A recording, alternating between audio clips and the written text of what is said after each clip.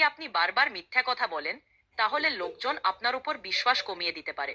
এই বিশ্বাসের কামি আপনার ভবিষ্যতের সামাজিক ও প্রফেশনাল জীবনে বিপর্যয় আনতে পারে। 2. সামাজিক সম্পর্কে বিপর্যয়। মিথ্যা কথা বলা মানুষকে আপনার থেকে দূরে নিয়ে যেতে পারে। এতে আপনার সামাজিক সম্পর্কে সমস্যা উৎপন্ন হতে পারে।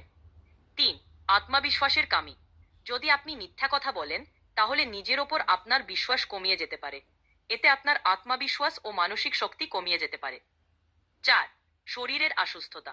মানসিক অসুস্থতা ছাড়া মিথ্যা কথা বলা শরীরের ওপরও ক্ষতি করতে পারে। এতে আপনার নিন্দের অসুবিধা, পেট ও ডাইজেশনে সমস্যা হতে পারে। তাই সঠিক কথা বলা ভালো, কারণ এটা আপনার শরীর ও মনের দুটো ভালো রাখে। আবার শুনছি ব্লাড প্রেশারও নাকি বেড়ে যায় মিথ্যা কথা বললে।